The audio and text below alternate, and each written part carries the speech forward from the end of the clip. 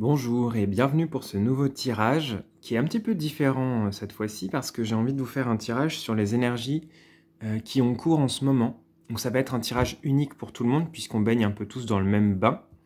C'est un peu comme une météo du coup de ce qu'il y a dans les énergies dans l'air en ce moment. Je pense que c'est un bon moyen de savoir un petit peu à quelle sauce on va être mangé. Si ça permet de recouper des ressentis aussi, ça permet de se sentir moins seul. En tout cas, j'avais envie qu'on essaie d'explorer ça ensemble. Ça ne reste que mes ressentis par rapport à ce que je capte, évidemment.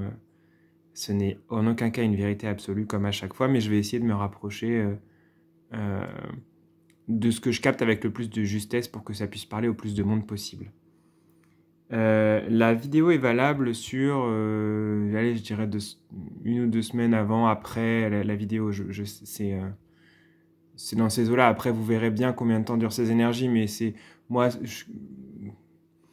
peut être des énergies dans lesquelles vous êtes depuis une ou deux semaines et des énergies qui vont continuer pendant encore une ou deux semaines. Je vais essayer de voir un peu comme ça, on verra comment ça se met en place petit à petit et si j'en fais d'autres. Là, pour celle-ci, c'est un petit peu l'intention, puis vous verrez bien comment vous le vivez et comment ça se passe. Donc, ça va être pour la fin. Je vous mets de côté. On va faire la majeure partie avec le Bridge Third Eye Tarot. Et on va regarder un petit peu ensemble. Donc installez-vous, hein, confortablement, tranquille. C'est un espace qui reste un espace d'accueil bienveillant.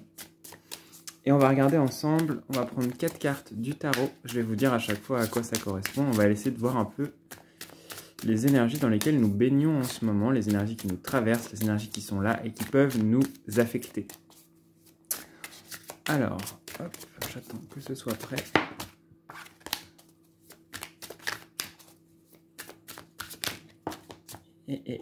Pas le moment.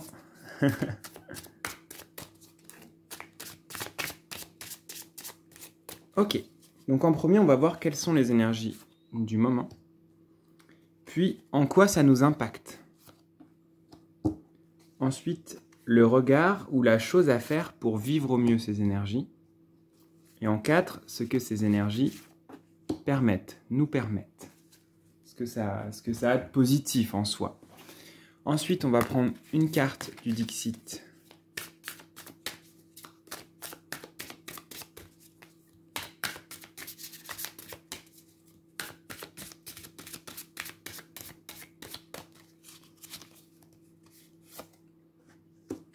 Et une carte du petit oracle du tarot.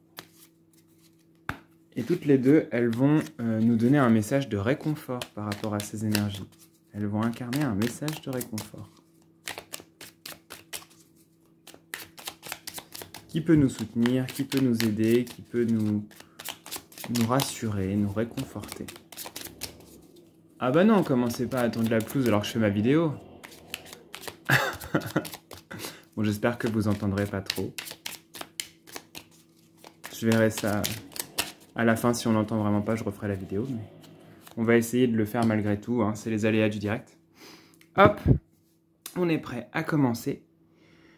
Donc, je me centre 2 secondes. Hop.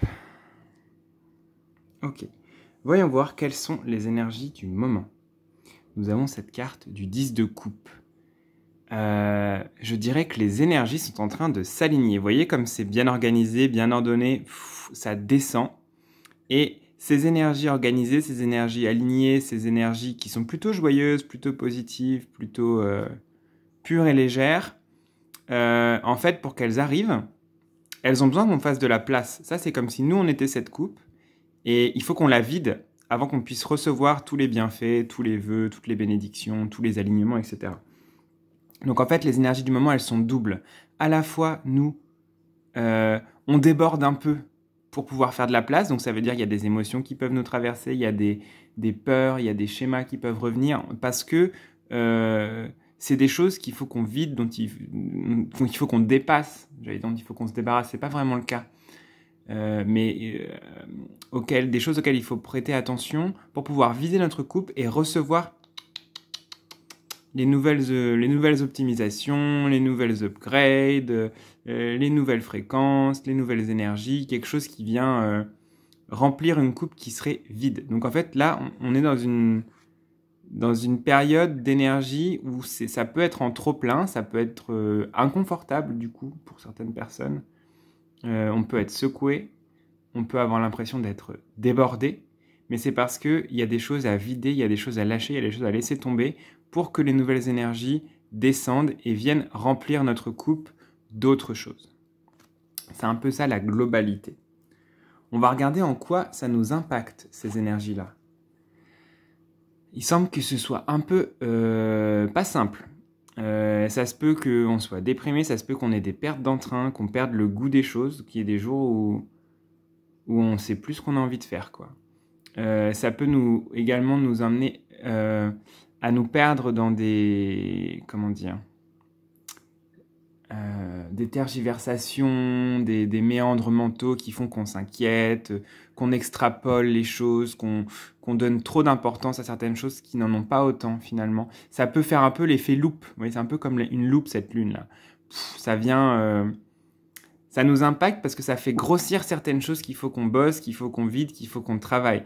Donc c'est pas forcément confortable. En même temps, ça peut être aussi une période de recroquevillement. Ça peut nous amener à nous replier un peu sur nous-mêmes, à nous recentrer,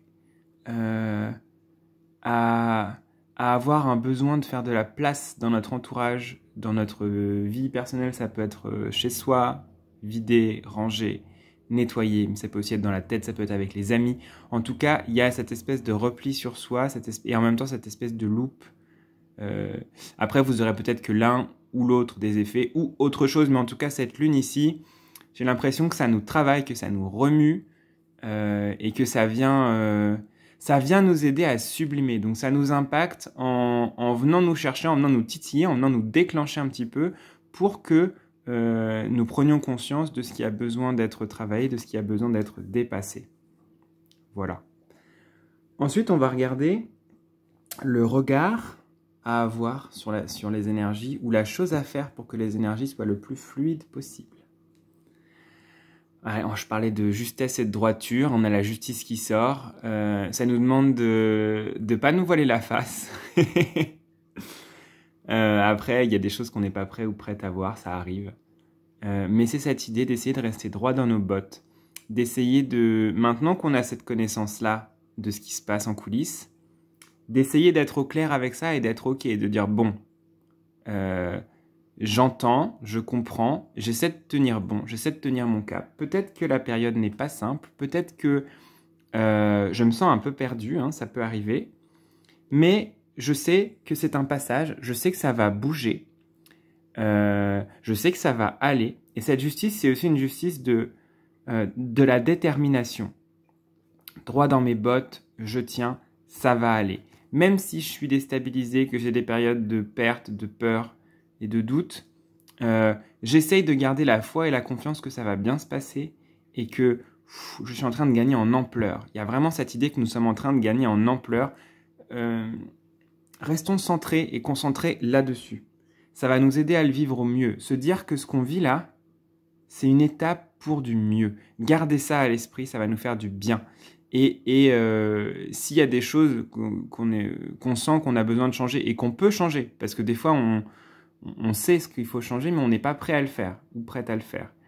Et c'est pas grave, ok, on se culpabilise pas avec ça. Par contre, si vous sentez que vous pouvez le faire et que vous êtes prêt ou prête, eh ben, c'est une invitation à le faire, parce que plus vous bougerez les choses qui vous gênent et vous empêchent, et plus les énergies seront douces et fluides et alignées pour vous.